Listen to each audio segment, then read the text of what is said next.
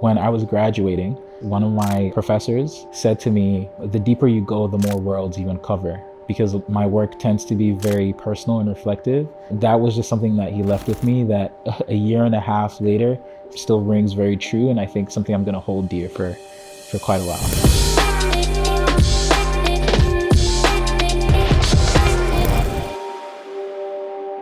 Hi, my name is Delali Cofie. I'm a photographer and I graduated from the OCAD photo program in 2024. I'll say my practice is somewhat rooted in storytelling, family, identity, home, self-formation, and like the process of becoming. I mostly shoot on film actually, between like 35mm and medium format. I work across documentary photography, visual arts or fine art photography, and commercial photography. The project I'm currently working on is a photo commission for Fort York and Toronto History Museums. Myself, together with another artist called Yuma, are collaborating on this project. They wanted us to sort of reimagine the red coats that the armies used to wear back in like the 1800s, especially in the war of like 1812 and onward.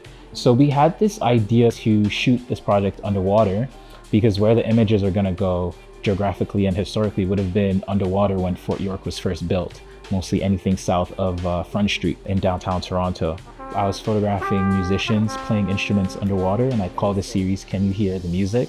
Paying homage to the soldiers of African descendancy who would have been in the army, and those of which who were bandsmen at the time, musicians. So we're just thinking about the land and over time and people who were here before us.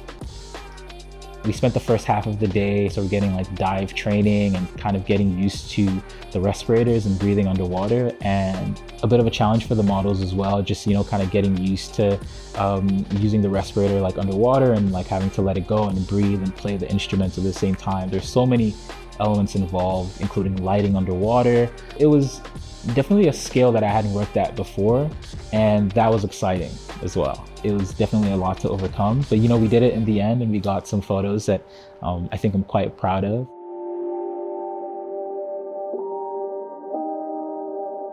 I was born and raised in Ghana in West Africa, and I lived there for most of my life. In my middle school years though, I lived in Burkina Faso, which is like north of Ghana, and I went to an American school there, and I joined the yearbook club.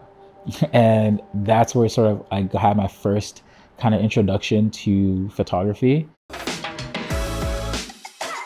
Across the board in all the programs at OCAD, they have like incredible resources, gear, equipment. My two favorite places was the photo cage, where we have all like photo-based equipment, and integrated media. We had like amazing like cameras there as well, like large format cameras, which you don't really have access to like almost anywhere. We have, for example, like the only colored darkroom in the city, and that's something that you'll miss a lot when you're not there. There's quite a range, like if you're more into film or digital, they have like a bit of everything. As a student, like having a place where you can get all that equipment, you know, having that kind of access is incredible, especially when you're developing as a photographer. The structure of OCAD in general prepared me for the field. We learned a lot about like applying to grants, trying to get funding for projects, and trying to get photography commissions like this one that I'm doing right now. So that was a program that really got me ready. We had to learn how to really be critical thinkers like on the clock, sort of challenged to look at other people's work and think critically about the work that they've done. Similarly, also presenting your work to people and getting feedback, I think was like a great way to kind of get used to thinking through ideas and seeing what really works and what doesn't. Being around so many incredible artists as well, like the exposure to people like that influenced me so much. And I think photography has helped me meet so many incredible people who are willing to come together and bring like a vision or idea that I have like to life. And I think that's like my favorite thing.